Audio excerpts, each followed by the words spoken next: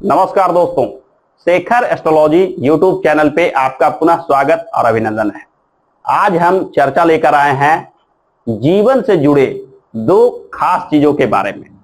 सबसे पहले, जीवन में किसके पास कितना धन होगा, जीवन में धन संपदा किस आयु में प्राप्त होगा, यानी बाल्यावस्था हो, युवावस्था हो या वृद्धावस्था हो, कब आपके पास होगी धन संपदा। साथ ही साथ हम जानेंगे कि आत्मीयता, घनिष्ठता, मित्रता एवं प्रेम संबंध के मामले में चेहरे को देखकर कैसे जाना जा सकता है कि कोई व्यक्ति किस विचार का है, किस स्वभाव का है, यानी प्रेम मामलों को लेकर कितना विश्वसनीयता रखता है और किनके साथ घनिष्ठता, प्रेम संबंध स्थापित किया जा सकता है। यानी दो चीजों को एक साथ हम इस वीडियो में जानते हैं। आइए बिना विलंब किए वीडियो को प्रारंभ करते हैं। सबसे पहले चर्चा हम करते हैं जीवन में कब और कितना धन संपदा होगा, कितना आप जमा रख पाएंगे या खर्च करने की आपकी आदत कैसी है। इन सारी बातों को एक एक कर हम जानते हैं। सबसे पहले, जैसा कि आप चित्र में देख रहे हैं कि हाथ में जो उंगलियों का भाग होता है, हस्तरेखा में उंगलियों को मस्तिष्क शक्ति से जोड़कर देखा गया, यानी मेंटल पावर का निर्णय हाथ के उंगलियों से किया जाता है।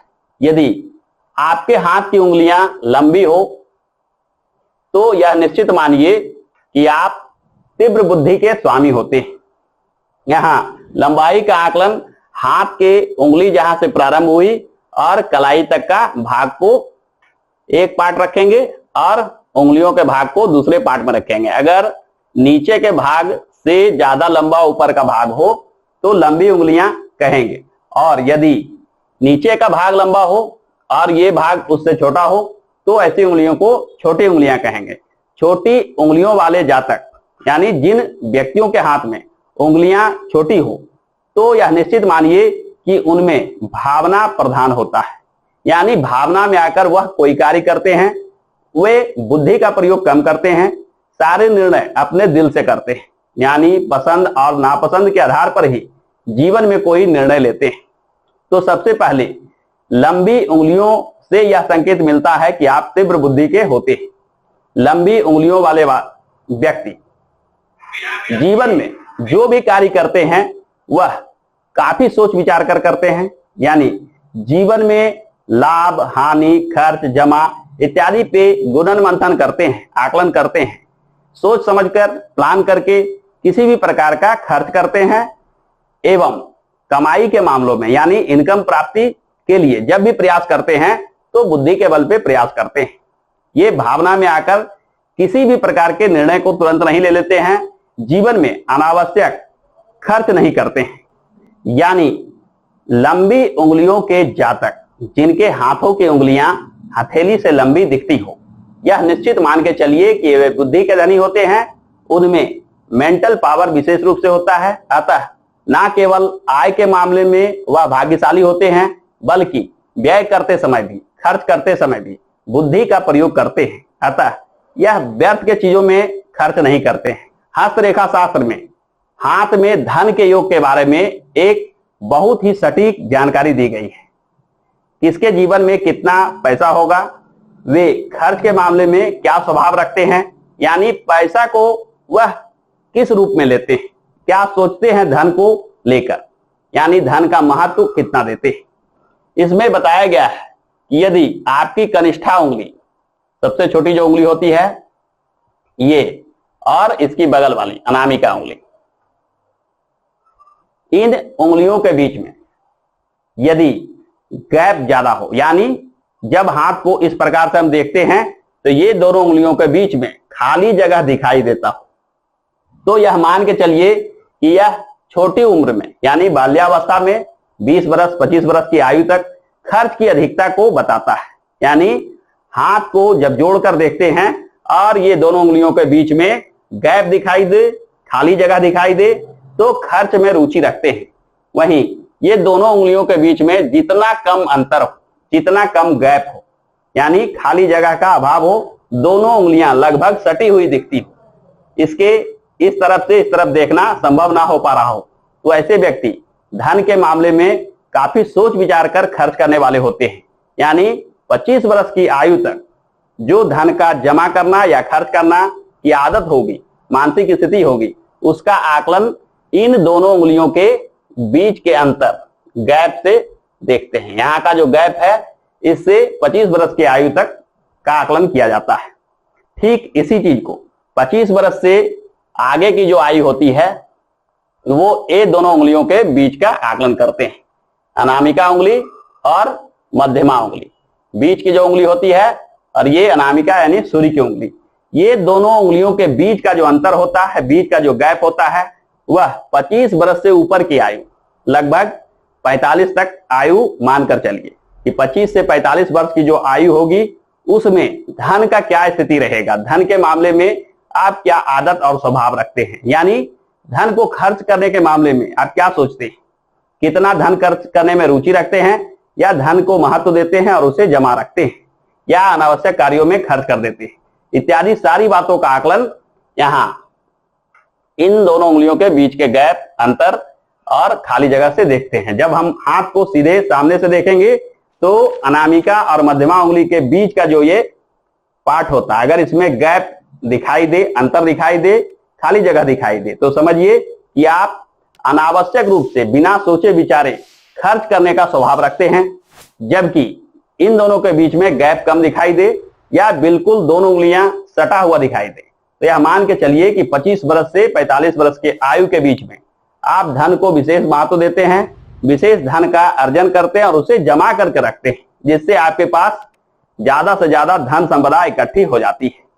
ठीक इसी चीज को आगे के पार्ट में अगर देखें, यानी मध्यमा उंगली से पहली उंगली यानी तर्जनी उंगली के बीच का जो अंतर होगा, इन दोनों का आकलन भी ठीक उसी प्रकार प्रभाव देता है।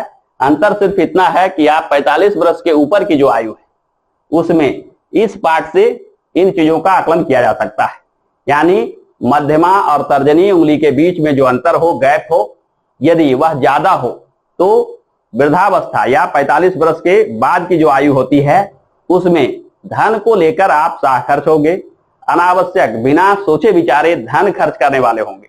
जबकि यदि इन दोनों उंगलियों के बीच में अंतर कम हो, अगर आप सामने से देखते हैं तो आर पार दिखाई ना देता हो, अंतर दिखाई ना देता हो, गैप नहीं दिखाई देता हो, यानी सटी हुई दोनों उंगलियां हो, यह निश्चित मानिए कि उम्र के आखिरी पड़ाव में 45 वर्ष के बाद की जो आयु होती है उसमें आप धन को विशेष महत्व देने लगते हैं और उस समय जो धन आप आय के रूप में प्राप्त करते हैं उसे जमा करते हैं, सही जगह पे लगाते हैं। तो हाथ में जब हम उंगलियों का आकलन करते हैं तो भली भांति जान पाते हैं कि कोई व्यक्ति जीवन में कितना धन संपदा इकट्ठा कर सकता है, बचपना उसका कैसा बीता है, धन के मामले में वह क्या है, बचपन के बाद का जो अवस्था होता है उसका भी आकलन उंगलियों से ही किया जा सकता है, और अंतिम अवस्था यानी 45 वर्ष के बाद की जो आयु है उसका भी आकलन उंगलियों के गैप के आधार पर किया जा सकता है। आपको सिर्फ गौर से देखना है कि किन उंगलियों के बीच में ज्यादा गैप है और किन उंगलियों के बीच में कम गैप है। ऐसे व्यक्ति जिनके हाथ की सारी उंगलियां आपस में सटी हुई हो, यानी किसी भी उंगली के बीच में गैप दिखाई नहीं देती, वे व्यक्ति एकदम खर्च करने के मामले में बिल्कुल हाथ टाइट होता है, यानी ऐसे व्यक्ति कंजूस स्वभाव के होते हैं। समाज में लोग ऐसा मानते हैं कि यह एक पैसा खर्च करने वाला व्यक्ति नहीं है, जिसे बोलचाल की भाषा में कहते हैं कि चमड़ी जाए तो जाए, दमड़ी ना जाए, यानी इस रूप में उनका व्यक्तित्व और व्यवहार बन जाता है कि लोग उसे कंजूस, मक्खीचूस इत्यादि की उपमा देने लगते हैं। वे सामान्य से सामान्य चीजों को लेकर भी खर्च करने से बचते हैं, यानी अत्यधिक सटी हुई उंगलियां भी अच्छी नहीं मानी जाती है, क्योंकि जीवन के मूल आवश्यकता से भी आप कंप्रोमाइज कर लेते हैं और खर्च से बचते हैं। वहीं हाथ के उंगलियों के बीच में ज्यादा गैप होना भी अच्छी बात नहीं है, क्योंकि आप नाहक खर्च में पड़ जाते हैं और जीवन में धन संपदा इकट्ठी नहीं कर पाते हैं। कभी विपरीत समय आने पर आपको किसी के आगे हाथ फैलाने की जरूरत आ जाती है, यानी कर्ज इत्यादि में आप पड़ जाते हैं। तो इस प्रकार से हमने देखा कि हाथ के उंगलियों के आधार पर धन का स्थिति का आकलन किस प्रकार किया जा सकता है। आइए अब हम जानते हैं कि चेहरे पे किन चीजों को देखकर आत्मीयता, मित्रता, घनिष्ठता, प्रेम संबंध या कहें कि इंटीमेसी रिक्वायरमेंट जो होती है मनुष्यों की, उसका आकलन किन पार्ट से किया जा सकता है। चेहरे पे किन चीजों को देखकर क्या संकेत मिलता है। तो सबसे पहले नंबर आता है आईलिड। जब हम आंख को देखते हैं तो आंख के ऊपर में यहां पलक का भाग होता है। आंखों में दो पलक होता है, एक ऊपर एक नीचे। नीचे के पलक का आकलन नहीं करेंगे हम, हमें ऊपरी पलक को देखना है। ये जो ऊपरी पलक होता है इसका सीधा संबंध आत्मीयता, मित्रता, घनिष्ठता, प्रेम संबंध या इंटीमेसी रिक्वायरमेंट से जोड़कर देखा जाता है। यह 3 प्रकार के होते हैं। जब हम किसी व्यक्ति को देखते हैं कि आंख खोलने के बाद भी आंख के जो ऊपरी भाग होता है, जो पलक होता है, वह स्पष्ट दिखाई दे रहा हो, यानी खुली आंखों में भी उसके पलक दृष्टिगोचर हो रहे हो, तो उसे पहले प्रकार का मानना चाहिए। पहले प्रकार के व्यक्ति में आत्मीयता, मित्रता, घनिष्ठता, प्रेम संबंध जैसे चीजों की अधिकता होती है। वे व्यक्ति जिनके ऊपरी पलक आंख खोलने के बाद भी स्पष्ट दिखाई दे, ऐसे व्यक्ति में विशेष इंटीमेसी रिक्वायरमेंट होती है। ये प्रेम मामलों में बहुत ही चढ़ बढ़कर हिस्सा लेते हैं। ये किसी के साथ गहरी मित्रता रखते हैं, इनसे प्रेम संबंध बनाना आसान होता है। ये प्रेम मामलों में कभी धोखा नहीं देते हैं। ये जीवन साथी के प्रति समर्पित भाव रखते हैं। यानी अगर ऐसे स्वभाव के जीवन साथी आपको मिल जाए, स्त्री हो या पुरुष हो, पुरुषों के मामले में वाइफ के रूप में स्त्री और स्त्रियों के मामले में हस्बैंड के रूप में पुरुष, अगर इस प्रकार दिखाई दे, यानी आंखों में जो ऊपरी पलक है वह पूरा का पूरा दिखाई दे, तो मानिए कि दोनों में गहरा लगाव होगा। जिसकी ऊपरी पलक ज्यादा दिखाई देता हो, वैसे व्यक्ति प्रेम मामलों में काफी विश्वसनीय होते हैं, प्रेम मामलों में आसानी से पड़ जाते हैं। इनके साथ मित्रता, घनिष्ठता, आपसी संबंध बनाना आसान होता है। ये हमेशा एक दूसरे का ख्याल रखने वाले होते हैं, यानी ये अपने पति या पत्नी के प्रति समर्पित भाव रखते हैं। ये उनके अच्छे बुरे वक्त में लगे रहते हैं। यह चाहते हैं कि छोटी से छोटी बातों की जानकारी भी अपने जीवन साथी से प्राप्त हो, यानी जीवन साथी के प्रति समर्पित भाव होना ऊपरी पलक से दिखाई देता है। यदि ऊपरी पलक के दूसरे भाग की चर्चा की जाए तो ऐसे ऊपरी पलक जो आंख खोलने के बाद आधा दिखाई दे।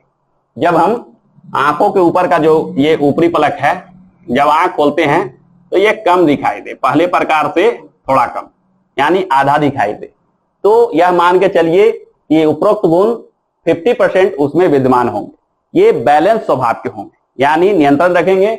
इनमें जो इंटीमेसी रिक्वायरमेंट होगी वह 50% होगी, यानी स्थिति परिस्थिति के साथ ये प्रेम संबंधों में भी समय देते हैं, मित्रता, घनिष्ठता में भी समय देते हैं, परंतु अपने लाइफ में जो प्राप्त करना चाहते हैं, जो इनका लक्ष्य है, उसके प्रति भी ये समर्पित होते हैं। ये भावना में आकर अपने समय को व्यर्थ नहीं कर सकते।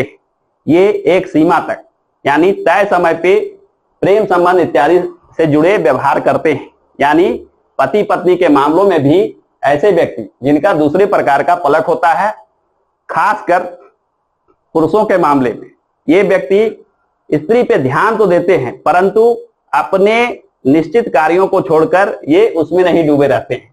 परंतु अगर ऊपरी पलक का जो पहला प्रकार की हमने चर्चा की थी, उसका एक नकारात्मक पक्ष यह है कि प्रेम मामलों में आकर यह जीवन के लक्ष्यों से भी भटक सकते हैं। दूसरे प्रकार का जो पलक होता है वह 50% इंटीमेसी रिक्वायरमेंट बताता है। अतः ऐसे प्रकार की पलकें अत्यंत उत्तम दर्जे की मानी जाती है। जिन व्यक्तियों के आंख खोलने के बाद आंख के जो ऊपरी पलक होता है वह आधा दिखाई दे, तो ऐसे व्यक्ति शांत और गंभीर स्वभाव के होते हैं। जीवन में क्या करना है, नहीं करना है, यानी लक्ष्यों के प्रति समर्पित होते हैं। साथ ही साथ प्रेम मामले, घनिष्ठता, मित्रता, किसी से लगाव इत्यादि के मामले में भी यह समय मिलने पर समय देते हैं, यानी फ्री टाइम में इन चीजों में भी यह रुचि रखते हैं। ऊपरी पलक का जो तीसरा और अंतिम पार्ट होता है वह आंख खोलने पर यह ऊपरी पलक दिखाई ना दे। आंखों के जो ऊपर का यह भाग है यह एकदम दिखाई नहीं देगा। आंख खोलने के बाद जब ऊपरी पलक एकदम दिखाई ना दे तो इसे ऊपरी पलक का तीसरा प्रकार माना जाता है। ऐसे व्यक्ति जीवन के लक्ष्यों के प्रति समर्पित होते हैं। उनमें आत्मीयता, मित्रता, घनिष्ठता, प्रेम संबंध या इंटीमेसी रिक्वायरमेंट के लिए कोई इच्छा शक्ति नहीं होती है। प्रेम मामलों में भी ये व्यक्ति कभी नहीं पड़ते हैं। किन्हीं के साथ इनका गहरा लगाव नहीं हो सकता है। घनिष्ठता हो, मित्रता हो, यह किसी के साथ समय देना नहीं चाहते हैं। यह अपने लक्ष्यों पर लगे रहते हैं, अपने कार्यों पे लगे रहते हैं। जीवन में सफलता प्राप्त करना, जीवन में कुछ कर जाना, यही इनके जीवन का मूल मंत्र होता है। यह प्रेम मामलों में पड़ने को समय की बर्बादी समझते हैं। अतः इस प्रकार की पलकें जिन व्यक्तियों के हो, उनके वैवाहिक जीवन में भी खटास आ जाती है। आपस में पति पत्नी के बीच में संबंध अच्छे नहीं रह जाते हैं, क्योंकि मित्रता, घनिष्ठता, प्रेम संबंध जैसे चीजों में रुचि का अभाव हो जाना आपसी लगाव को खत्म कर देता है। यानी पलकों का जो तीसरा प्रकार होता है वह वैवाहिक मामलों के लिए ठीक नहीं माना जाता है। हालांकि जीवन में सफलता, तरक्की, उन्नति के लिए यह पलक सर्वश्रेष्ठ मानी जाती है। ऐसे व्यक्ति अपने लक्ष्यों की ओर सीधा देखते हैं और प्लान बनाकर कार्य करते हैं। कहीं कोई भटकाव इनमें देखने को नहीं मिलता है। तो इस प्रकार से हमने देखा कि चेहरे पे, आंखों के ऊपर का जो पलक होता है उससे इन चीजों को देखते हैं। अब हम चर्चा करते हैं मुंह के बारे में। चेहरे पे मुंह को जब देखते हैं तो यह मुख्यतः दो प्रकार का दिखता है, छोटा और बड़ा। जब मुंह देखने में बड़ा दिखाई दे तो ऐसे व्यक्ति बहिर्मुखी स्वभाव के होते हैं, यानी बातचीत की कला में दक्ष होते हैं। यह किसी से मित्रता, घनिष्ठता या प्रेम संबंध बनाने में रुचि रखते हैं। यह खुलकर व्यवहार करते हैं, अपने मन की बात, अंदर की बातों को शेयर करना पसंद करते हैं, लोगों से मित्रता करना चाहते हैं। कहीं भीड़ में, पार्टी, शादी समारोह इत्यादि में घुल मिल जाते हैं। लोगों के बीच में अपनी पसंद नापसंद को रखते हैं। यानी इनसे मित्रता बनाना, प्रेम संबंध बनाना आसान होता है। कोई व्यक्ति इनसे शीघ्र मित्रता बना सकता है। यानी इनके पास जाने की जरूरत है, यह बातचीत का क्रम शुरू कर देते हैं। इनकी रुचि अनेक लोगों से मिलने जुलने में होती है। इनके मन के अनुसार व्यक्ति जब मिल जाता है तो उससे ये घनिष्ठ मित्रता बना लेते हैं। यानी प्रेमी प्रेमिकाओं के मामले में भी जब मुंह का आकार बड़ा दिखाई दे तो यह निश्चित मानिए कि उनसे प्रेम संबंध बनाना आसान होता है। वहीं इसके जस्ट उलट छोटा मुंह होता है। यानी छोटे मुंह वाले व्यक्ति, स्त्री हो या पुरुष, काफी अंतर्मुखी स्वभाव के होते हैं। यह कम बोलना चाहते हैं, मन के भावों को किसी के सामने प्रकट नहीं करना चाहते हैं। चेहरा को भी देखने से ऐसा आभास होगा कि यह अपने में गंभीर दिखाई देते हैं। यह ना किसी से बातचीत करना पसंद करते हैं, ना जल्दी किसी से घुल मिल पाते हैं। यानी यह अपने में सीमित रहते हैं। इनसे दोस्ती, मित्रता या प्रेम संबंध की कल्पना करना भी व्यर्थ है। ये किसी के साथ जल्दी मित्रता नहीं बना पाते हैं। ये सिर्फ उन्हीं लोगों से बातचीत करना पसंद करते हैं जिनसे बहुत दिनों का पहचान हो। यानी बार बार देखने के बाद जब इनके मन में तसल्ली हो कि यह व्यक्ति ठीक है, इनसे बातचीत किया जा सकता है, तभी यह कुछ बातचीत का क्रम चलाते हैं। हालांकि बोलने के मामले में चूंकि यह अंतर्मुखी होते हैं, इसलिए सामान्य बातों को ही रखते हैं, छोटी मोटी चर्चा में ही यह पड़ते हैं। यह मन के भावनाओं को कभी किसी के सामने प्रकट नहीं करते हैं।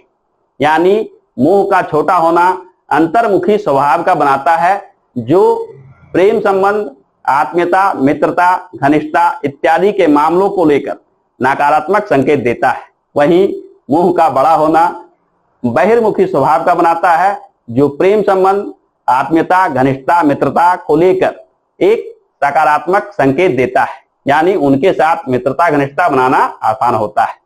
तो मुंह के यही दो प्रकार होते हैं जिससे हम जान पाते हैं कि किन व्यक्तियों के साथ मित्रता, घनिष्ठता बनाई जा सकती है और कौन है जिनके साथ मित्रता, घनिष्ठता या प्रेम संबंध बनाना आसान नहीं है।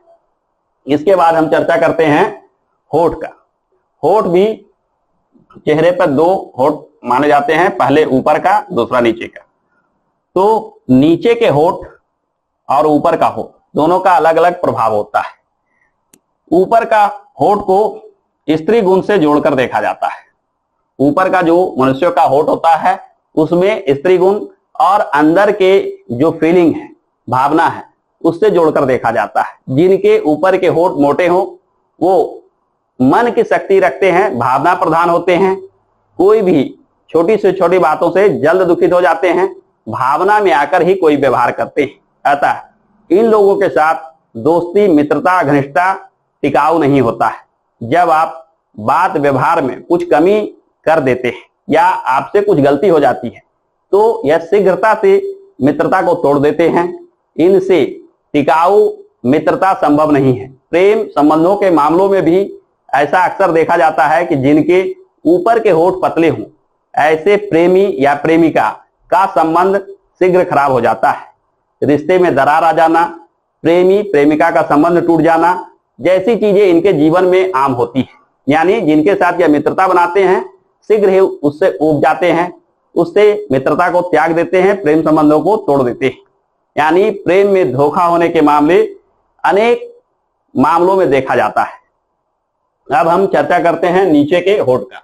नीचे का जो होठ होता है उसमें पुरुष गुण प्रधान होता है। यह किसी चीज का बाहरी व्यवहार, स्वभाव या कार्यशैली को बताता है। यानी नीचे का होठ अगर मोटा हो तो ऐसे व्यक्ति काफी व्यवहारिक होते हैं, किसी चीज को अच्छा बुरा समझकर करते हैं। इनके साथ मित्रता, घनिष्ठता या प्रेम संबंध काफी टिकाऊ होता है। यानी नीचे का होठ मोटा हो तो ऐसे व्यक्ति प्रेम संबंधों के मामले में विश्वसनीय होते हैं। इनसे बना हुआ प्रेम संबंध काफी दिनों तक टिका रहता है। साथ ही साथ यह व्यवहारिक व्यक्ति होते हैं। यानी यदि किसी कारणवश कोई व्यवहार में कमी रह जाती है, इनके साथ कुछ ऐसा हो जाता है जो पसंद नहीं करते हैं, तो भी यह मित्रता या घनिष्ठता को शीघ्र तोड़ नहीं देते हैं।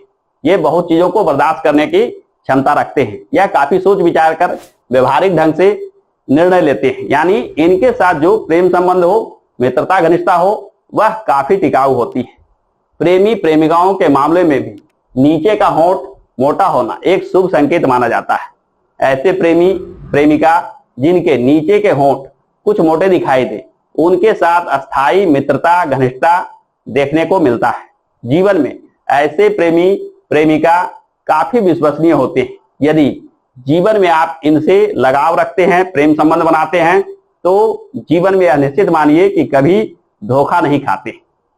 तो इस प्रकार से हमने देखा कि होठ से, ऊपरी होठ और नीचे का होठ से तीन चीजों को जानते हैं। तो आज के इस वीडियो में इन चीजों के संयुक्त आकलन से हम दोनों चीजों को जान पाए कि जीवन में धन संपदा को लेकर किन चीजों का आकलन करना चाहिए, जिसका आकलन हाथ से किया जा सकता है, हाथ के उंगलियों से किया जा सकता है। साथ ही साथ जीवन में किसी के साथ जब संबंध बनाते हैं, चाहे घनिष्ठता हो, मित्रता हो या प्रेम मामला हो, उसके लिए किन चीजों का ध्यान रखना चाहिए। चेहरे पे दिखने वाले ये संकेत जीवन में आपको लाभ या हानि पहुंचाते हैं। यानी इन चीजों में पढ़ने के पूर्व, इन चीजों में आप कोई दिमाग लगाते हैं तो उसके पूर्व इन चीजों का आकलन भली भांति कर लें। यानी चेहरे के पलक, चेहरे का मुंह का आकार प्रकार, होठ का आकार प्रकार इत्यादि का आकलन करने के बाद यदि आप कोई निर्णय लेते हैं, मित्रता, घनिष्ठता या प्रेम संबंध में पड़ते हैं, तो यह निश्चित मानिए कि बाद में आपको पछताना नहीं पड़ता है। आज के समय में ऐसा देखा जाता है कि प्रेम मामलों में धोखा होने पर मानसिक रूप से बहुत नकारात्मक प्रभाव पड़ता है। बहुत सारे व्यक्ति ऐसे ऐसे कदम उठा लेते हैं जो जीवन को बर्बाद करने वाला होता है। मानसिक डिप्रेशन, निराशा, चिंता समाज में युवा पीढ़ी को बर्बाद करते जा रही है।